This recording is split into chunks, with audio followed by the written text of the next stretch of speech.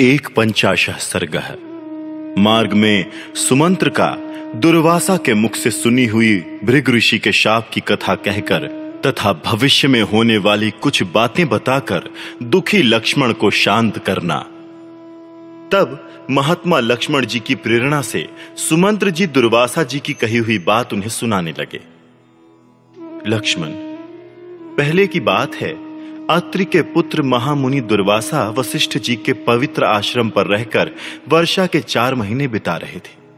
एक दिन आपके महातेजस्वी और महान यशस्वी पिता उस आश्रम पर अपने पुरोहित महात्मा वशिष्ठ जी का दर्शन करने के लिए स्वयं ही आ गए।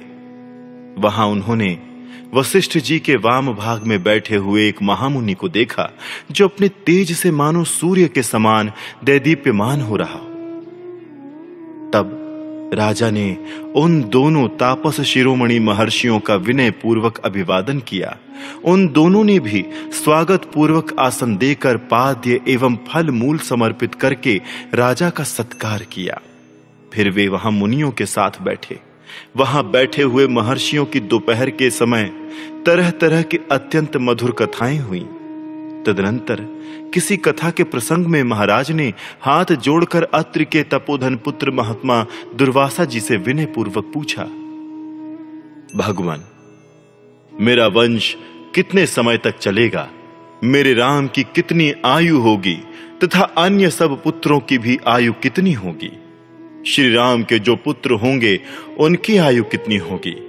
भगवान, आप इच्छानुसार मेरे वंश की स्थिति बताइए। राजा दशरथ का यह वचन सुनकर महातेजस्वी दुर्वासा मुनि कहने लगे, राजन सुनिए, प्राचीन काल की बात है। एक बार देवासुर संग्राम में देवताओं से पीड़ित हुए दैत्यों ने महर्षि भृगु की पत्नी की शरण ली। भृगु पत्नी ने उस समय दैत्यों को अभय दिया और वे उनके आश्रम पर निर्भय होकर रहने लगे। भृगु पत्नी ने दैत्यों को आश्रय दिया है, ये देखकर कुपित हुए देवेश्वर भगवान विष्णु ने तीखी धार वाले चक्र से उनका सिर काट लिया। अपनी पत्नी का वध हुआ देख भार्गव वंश के प्रवर्तक भृगु जी ने सहसा कुपित हो शत्रु कुलनाशन भगवान विष्णु को शाप दिया, जनार्दन, मेरी पत्नी वध के योग्य नहीं थी, परंतु आपने क्रोध से मूर्छित होकर उसका वध किया है, इसलिए आपको मनुष्य लोक में जन्म लेना पड़ेगा और वहां बहुत वर्षों तक आपको पत्नी वियोग का कष्ट सहना पड़ेगा। परंतु इस प्रकार शाप देकर उनके चित्त में बड़ा पश्चाताप हुआ। उनकी अंतरात्मा ने भगवान से उस शाप को स्वीकार कराने के लिए उन्हीं की आराधना करने को प्रेरित किया। इस तरह शाप की विफलता के भय से पीड़ित हुए भृगु ने तपस्या द्वारा भगवान विष्णु की आराधना की। तपस्या द्वारा उनके आराधना करने पर भक्त वत्सल भगवान विष्णु ने संतुष्ट होकर कहा, महर्षि, संपूर्ण जगत का प्रिय करने के लिए मैं उस शाप को ग्रहण कर लूंगा। इस तरह पूर्व जन्म में महातेजस्वी भगवान विष्णु को भृगु ऋषि का शाप प्राप्त हुआ था। दूसरों को मान देने वाले नृपश्रेष्ठ वे ही इस भूतल पर आकर तीनों लोकों में राम नाम से विख्यात आपके पुत्र हुए हैं। भृगु के शाप से होने वाला पत्नी वियोग रूप जो महान फल है वो उन्हें अवश्य प्राप्त होगा। श्री राम दीर्घ काल तक अयोध्या के राजा होकर रहेंगे। उनके अनुयायी भी बहुत सुखी और धन धान्य से संपन्न होंगे। श्री राम 11,000 वर्षों तक राज्य करके अंत में ब्रह्मलोक को पधारेंगे। परम दुर्जय वीर श्री राम समृद्धिशाली अश्वमेध यज्ञों का बारंबार अनुष्ठान करके बहुत से राजवंशों की स्थापना करेंगे। श्री रघुनाथ जी को सीता के गर्भ से 2 पुत्र प्राप्त होंगे। ये सब बातें कहकर उन महातेजस्वी महामुनि ने राजवंश के विषय में भूत और भविष्य की सारी बातें बताईं। इसके बाद वे चुप हो गए। उन दुर्वासा मुनि के चुप हो जाने पर महाराज दशरथ भी दोनों महात्माओं को प्रणाम करके फिर अपने उत्तम नगर में लौट आए। इस प्रकार पूर्व काल से दुर्वासा मुनि की कही हुई ये सब बातें मैंने वहां सुनी और अपने हृदय में धारण कर ली। वे सब बातें असत्य नहीं होंगी। जैसा दुर्वासा मुनि का वचन है उसके अनुसार श्री रघुनाथ जी सीता के दोनों पुत्रों का अयोध्या से बाहर अभिषेक करेंगे, अयोध्या में नहीं। नरश्रेष्ठ रघुनंदन, विधाता का ऐसा ही विधान होने के कारण आपको सीता तथा रघुनाथ जी के लिए संताप नहीं करना चाहिए। आप धैर्य धारण करें। सूत सुमंत्र के मुख से यह अत्यंत अद्भुत बात सुनकर लक्ष्मण को अनुपम हर्ष प्राप्त हुआ। वे बोले, बहुत ठीक, बहुत ठीक। मार्ग में सुमंत्र और लक्ष्मण इस प्रकार की बातें कर ही रहे थे कि सूर्य अस्तांचल को चले गए। तब उन दोनों ने केशनी नदी के तट पर रात बिताई। इस प्रकार श्री वाल्मीकि निर्मित आर्ष रामायण आदि काव्य के उत्तर कांड में 51वां सर्ग पूरा हुआ। 52 सर्गः। अयोध्या के राजभवन में पहुंचकर लक्ष्मण का दुखी श्री राम से मिलना और उन्हें सांत्वना देना। केशिनी के तट पर वो रात बिताकर रघुनंदन लक्ष्मण प्रातः काल उठे और फिर वहां से आगे बढ़े। दोपहर होते होते उनके उस विशाल रथ ने रत्न धन से संपन्न तथा हृष्ट पुष्ट मनुष्यों से भरी हुई अयोध्यापुरी में प्रवेश किया। वहां पहुंचकर परम बुद्धिमान सुमित्रा कुमार को बड़ा दुख हुआ। वे सोचने लगे कि मैं श्री रामचंद्र जी के चरणों के समीप जाकर क्या कहूंगा। वे इस प्रकार सोच विचार कर ही रहे थे कि चंद्रमा के समान उज्जवल श्री राम का विशाल राजभवन सामने दिखाई दिया। राजमहल के द्वार पर रथ से उतरकर वे नरश्रेष्ठ लक्ष्मण नीचे मुख किए दुखी मन से बेरोक टोक भीतर चले गए। उन्होंने देखा श्री रघुनाथ जी दुखी होकर एक सिंहासन पर बैठे हैं और उनके दोनों नेत्र आंसुओं से भरे हैं। इस अवस्था में बड़े भाई को सामने देख दुखी मन से लक्ष्मण ने उनके दोनों पैर पकड़ लिए और हाथ जोड़ चित्त को एकाग्र करके वे दीन वाणी में बोले, वीर महाराज की आज्ञा, शिरोधार्य करके मैं उन शुभ आचार वाली यशस्विनी जनक किशोरी सीता को गंगा तट पर वाल्मीकि के शुभ आश्रम के समीप निर्दिष्ट स्थान में छोड़कर पुनः आपके श्री चरणों की सेवा के लिए यहां लौट आया हूं। पुरुष सिंह, आप शोक ना करें, काल की ऐसी ही गति है। आप जैसे बुद्धिमान और मनस्वी मनुष्य शोक नहीं करते हैं। संसार में जितने संचय हैं उन सब का अंत विनाश है, उत्थान का अंत पतन है, संयोग का अंत वियोग है और जीवन का अंत मरण है। अतः स्त्री, पुत्र, मित्र और धन में विशेष आसक्ति नहीं करनी चाहिए, क्योंकि उनसे वियोग होना निश्चित है। ककुत्स कुलभूषण, आप आत्मा से आत्मा को, मन से मन को तथा संपूर्ण लोकों को भी संयत रखने में समर्थ हैं। फिर अपने शोक को काबू में रखना आपके लिए कौन सी बड़ी बात है। आप जैसे श्रेष्ठ पुरुष इस तरह के प्रसंग आने पर मोहित नहीं होते। रघुनंदन, यदि आप दुखी रहेंगे तो ये अपवाद आपके ऊपर फिर आ जाएगा। नरेश्वर, जिस अपवाद के भय से आपने मिथिलेश कुमारी का त्याग किया है, निसंदेह वो अपवाद इस नगर में फिर होने लगेगा।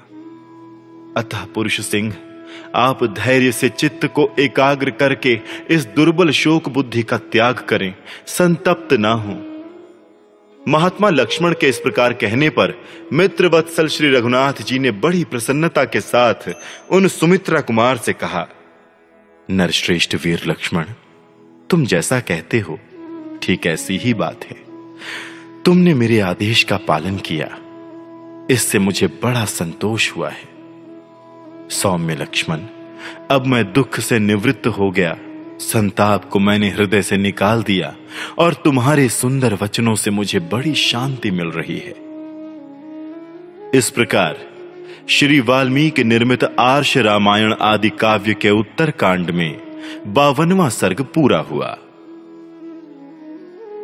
53 सर्गः। श्री राम का कार्यार्थी पुरुषों की उपेक्षा से राजा नृग को मिलने वाली शाप की कथा सुनाकर लक्ष्मण को देखभाल के लिए आदेश देना। लक्ष्मण के उस अत्यंत अद्भुत वचन को सुनकर श्री रामचंद्र जी बड़े प्रसन्न हुए और इस प्रकार बोले, सौम्य, तुम बड़े बुद्धिमान हो।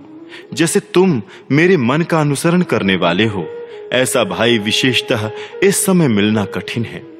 शुभ लक्षण लक्ष्मण, अब मेरे मन में जो बात है उसे सुनो और सुनकर वैसा ही करो। सौम्य, सुमित्रा कुमार, मुझे पूर्ववासियों का काम किए बिना 4 दिन बीत चुके हैं। ये बात मेरे मर्म स्थल को विदीर्ण कर रही है। पुरुष प्रवर, तुम प्रजा, पुरोहित और मंत्रियों को बुलाओ। जिन पुरुषों अथवा स्त्रियों को कोई काम हो उनको उपस्थित करो। जो राजा प्रतिदिन पूर्ववासियों के कार्य नहीं करता, वो निस्संदेह सब ओर से निश्छिद्र, अतएव वायु संचार से रहित घोर नरक में पड़ता है। सुना जाता है पहले इस पृथ्वी पर नृग नाम से प्रसिद्ध एक महायशस्वी राजा राज्य करते थे। वे भूपाल बड़े ब्राह्मण भक्त, सत्यवादी तथा आचार विचार से पवित्र थे। उन नरदेव ने किसी समय पुष्कर तीर्थ में जाकर ब्राह्मणों को सुवर्ण से भूषित तथा बछड़ों से युक्त 1 करोड़ गौएं दान की। निष्पाप लक्ष्मण, उस समय दूसरी गौओं के साथ साथ एक दरिद्र, उच्च वृत्ति से जीवन निर्वाह करने वाले एवं अग्निहोत्री ब्राह्मण की बछड़े सहित गाय वहां चली गई और राजा ने संकल्प करके उसे किसी ब्राह्मण को दे दिया। वो बेचारा ब्राह्मण भूख से पीड़ित हो उस खोई हुई गाय को बहुत वर्षों तक सारे राज्यों में जहां तहां ढूंढता फिरा, परंतु वो उसे नहीं दिखाई दी। अंत में एक दिन कनखल पहुंचकर उसने अपनी गाय एक ब्राह्मण के घर में देखी। वो निरोग और हृष्टपुष्ट थी, किंतु उसका बछड़ा बहुत बड़ा हो गया था। ब्राह्मण ने अपने रखे हुए शबला नाम से उसको पुकारा, शबले, शबले, आओ, आ जाओ। गौ ने उस स्वर को सुना। भूख से पीड़ित हुए उस ब्राह्मण के उस परिचित स्वर को पहचान कर वो गौ आगे आगे जाते हुए उस अग्नितुल्य तेजस्वी ब्राह्मण के पीछे हो ली। जो ब्राह्मण उन दिनों उसका पालन करता था, वो भी तुरंत उस गाय का पीछा करता हुआ गया और जाकर उन ब्रह्मर्षि से बोला, ब्राह्मण, ये गौ मेरी है। मुझे राजाओं में श्रेष्ठ नृग ने इसे दान में दिया है। फिर तो उन दोनों विद्वान ब्राह्मणों में उस गौ को लेकर महान विवाद खड़ा हो गया। वे दोनों परस्पर लड़ते झगड़ते हुए उन दानी नरेश नृग के पास गए। वहां राजभवन के दरवाजे पर जाकर वे कई दिनों तक टिके रहे, परंतु उन्हें राजा का न्याय नहीं प्राप्त हुआ।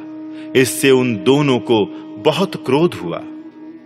वे दोनों श्रेष्ठ महात्मा ब्राह्मण अत्यंत संतप्त और कुपित हो राजा को शाप देते हुए ये घोर वाक्य बोले, राजन, अपने विवाद का निर्णय कराने की इच्छा से आए हुए प्रार्थी पुरुषों के कार्य की सिद्धि के लिए तुम उन्हें दर्शन नहीं देते हो, इसलिए तुम सब प्राणियों से छिपकर रहने वाले गिरगिट हो जाओगे और सहस्त्रों वर्षों के दीर्घ काल तक गड्ढे में गिरगिट होकर ही पड़े रहोगे। जब यदुकुल की कीर्ति बढ़ाने वाले वासुदेव नाम से विख्यात भगवान विष्णु पुरुष रूप से इस जगत में अवतार लेंगे, उस समय वे ही तुम्हें इस शाप से मुक्त कराएंगे। इसलिए इस समय तो तुम गिरगिट होकर ही रहो, फिर श्री कृष्ण अवतार के समय ही तुम्हारा उद्धार होगा। कलयुग उपस्थित होने से कुछ ही पहले महापराक्रमी नर और नारायण दोनों इस पृथ्वी का भार उतारने के लिए अवतीर्ण होंगे। इस प्रकार शाप देकर वे दोनों ब्राह्मण शांत हो गए। उन्होंने वो बूढ़ी और दुबली गाय किसी ब्राह्मण को दे दी। इस प्रकार राजा नृग उस अत्यंत दारुण शाप का उपभोग कर रहे हैं। अतः कार्यार्थी पुरुषों का विवाद यदि निर्णीत न हो तो वो राजाओं के लिए महान दोष की प्राप्ति कराने वाला होता है। अतः कार्यार्थी मनुष्य शीघ्र मेरे सामने उपस्थित हों। प्रजा पालन रूप पुण्य कर्म का फल क्या राजा को नहीं मिलता है? अवश्य मिलता है। अतः सुमित्रा नंदन, तुम जाओ, राजद्वार पर प्रतीक्षा करो कि कौन कार्यार्थी पुरुष आ रहा है। इस प्रकार श्री वाल्मीकि निर्मित आर्ष रामायण आदि काव्य के उत्तरकांड में 53वां सर्ग पूरा हुआ। 54 सर्गः। राजा नृग का एक सुंदर गड्ढा बनवाकर अपने पुत्र को राज्य दे स्वयं उसमें प्रवेश करके शाप भोगना। श्री राम का यह भाषण सुनकर परमार्थवेत्ता लक्ष्मण दोनों हाथ जोड़कर उद्दीप्त तेज वाले श्री रघुनाथ जी से बोले, ककुत्स कुलभूषण, उन दोनों ब्राह्मणों ने थोड़े से ही अपराध पर राजर्षि नृग को द्वितीय यमदंड के समान ऐसा महान शाप दे दिया। पुरुष प्रवर, अपने को शाप रूपी पाप से संयुक्त हुआ सुनकर राजा नृग ने उन क्रोधी ब्राह्मणों से क्या कहा? लक्ष्मण के इस प्रकार पूछने पर श्री रघुनाथ जी फिर बोले, सौम्य, पूर्व काल में शापग्रस्त होकर राजा नृग ने जो कुछ कहा उसे बताता हूं, सुनो। जब राजा नृग को यह पता लगा कि वे दोनों ब्राह्मण चले गए और कहीं रास्ते में होंगे, तब उन्होंने मंत्रियों को, समस्त पुरवासियों को, पुरोहितों को तथा समस्त प्रकृतियों को भी बुलाकर दुख से पीड़ित होकर कहा, आप लोग सावधान होकर मेरी बात सुने। नारद और पर्वत दोनों कल्याणकारी और अनिंद्य देवर्षि मेरे पास आए थे। वे दोनों ब्राह्मणों के दिए हुए शाप की बात बताकर मुझे महान भय दे वायु के समान तीव्र गति से ब्रह्मलोक को चले गए। ये जो वसु नामक राजकुमार हैं, इन्हें इस राज्य पर अभिषिक्त कर दिया जाए और कारीगर मेरे लिए एक ऐसा गड्ढा तैयार करें जिसका स्पर्श सुखद हो। ब्राह्मण के मुख से निकले हुए उस शाप को वहीं रहकर मैं बिताऊंगा। एक गड्ढा ऐसा होना चाहिए जो वर्षा के कष्ट का निवारण करने वाला हो, दूसरा सर्दी से बचाने वाला हो, और शिल्पी लोग तीसरा एक ऐसा गड्ढा तैयार करें जो गर्मी का निवारण करे और जिसका स्पर्श सुखदायक हो। जो फल देने वाले वृक्ष हैं और फूल देने वाली लताएं हैं, उन्हें उन गड्ढों में लगाया जाए। घनी छाया वाले अनेक प्रकार के वृक्षों का वहां आरोपण किया जाए। उन गड्ढों के चारों ओर 1.5 योजन की भूमि घेर कर खूब रमणीय बना दी जाए। जब तक शाप का समय बीतेगा तब तक मैं वहीं सुखपूर्वक रहूंगा। उन गड्ढों में प्रतिदिन सुगंधित पुष्प संचित किए जाएं। ऐसी व्यवस्था करके राजकुमार वसु को राज सिंहासन पर बिठाकर राजा ने उस समय उनसे कहा, बेटा, तुम प्रतिदिन धर्म परायण रहकर क्षत्रिय धर्म के अनुसार प्रजा का पालन करो। दोनों ब्राह्मणों ने मुझ पर जिस प्रकार शाप द्वारा प्रहार किया है वो तुम्हारी आंखों के सामने है। नरश्रेष्ठ, वैसे थोड़े से अपराध पर भी रुष्ट होकर उन्होंने मुझे शाप दे दिया है। पुरुष प्रवर, तुम मेरे लिए संताप ना करो। बेटा, जिसने मुझे व्यसनी बनाया, संकट में डाला है, अपना किया हुआ वो प्राचीन कर्म ही अनुकूल प्रतिकूल फल देने में समर्थ होता है। वत्स, पूर्व जन्म में किए गए कर्म के अनुसार मनुष्य उन्हीं वस्तुओं को पाता है जिन्हें पाने का वो अधिकारी है, उन्हीं स्थानों पर जाता है जहां जाना उसके लिए अनिवार्य है, तथा उन्हीं दुखों और सुखों को उपलब्ध करता है जो उसके लिए नियत है। अतः तुम विषाद ना करो। नरश्रेष्ठ, अपने पुत्र से ऐसा कहकर महायशस्वी नरपाल राजा नृग ने अपने रहने के लिए सुंदर ढंग से तैयार किए गए गड्ढे में प्रवेश किया। इस तरह उस रत्न विभूषित महान गर्त में प्रवेश करके उस समय महात्मा राजा नृग ने ब्राह्मणों द्वारा रोष पूर्वक दिए गए उस शाप को भोगना आरंभ किया। इस प्रकार श्री वाल्मीकि निर्मित आर्ष रामायण आदि काव्य के उत्तरकांड में 54वां सर्ग पूरा हुआ। पंचाशः सर्गः। राजा निमि और वशिष्ठ का एक दूसरे के शाप से देह त्याग। श्री राम ने कहा, लक्ष्मण, इस तरह मैंने तुम्हें राजा नृग के शाप का प्रसंग विस्तार पूर्वक बताया है। यदि सुनने की इच्छा हो तो दूसरी कथा भी सुनो। श्री राम के ऐसा कहने पर सुमित्रा कुमार फिर बोले, नरेश्वर, इन आश्चर्यजनक कथाओं के सुनने से मुझे कभी तृप्ति नहीं होती है। लक्ष्मण के इस प्रकार कहने पर इक्ष्वाकुकुल नंदन श्री राम ने पुनः उत्तम धर्म से युक्त कथा कहनी आरंभ की। सुमित्रा नंदन, महात्मा इक्ष्वाकु पुत्रों में निमि नामक एक राजा हो गए हैं, जो इक्ष्वाकु के 12वें पुत्र थे। वे पराक्रम और धर्म में पूर्णतः स्थिर रहने वाले थे। उन पराक्रम संपन्न नरेश ने उन दिनों गौतम आश्रम के निकट देवपुरी के समान एक नगर बसाया। महायशस्वी राजर्षि निमि ने जिस नगर में अपना निवास स्थान बनाया उसका सुंदर नाम रखा गया वैजयंत। इसी नाम से उस नगर की प्रसिद्धि हुई। उस महान नगर को बसाकर राजा के मन में यह विचार उत्पन्न हुआ कि मैं पिता के हृदय को आह्लाद प्रदान करने के लिए एक ऐसे यज्ञ का अनुष्ठान करूं जो दीर्घ काल तक चालू रहने वाला हो। तदनंतर इक्ष्वाकु नंदन राजर्षि निमि ने अपने पिता मनुपुत्र इक्ष्वाकु से पूछकर अपना यज्ञ कराने के लिए सबसे पहले ब्रह्मर्षि शिरोमणि वशिष्ठ जी का वर्ण किया। उसके बाद अत्रि, अंगिरा तथा तपोनिधि भृगु को भी आमंत्रित किया। उस समय ब्रह्मर्षि वशिष्ठ ने राजर्षियों में श्रेष्ठ निमि से कहा, देवराज इंद्र ने एक यज्ञ के लिए पहले से ही मेरा वर्ण कर लिया है, अतः वो यज्ञ जब तक समाप्त न हो जाए तब तक तुम मेरे आगमन की प्रतीक्षा करो। वशिष्ठ जी के चले जाने के बाद महान ब्राह्मण महर्षि गौतम ने आकर उनके काम को पूरा कर दिया।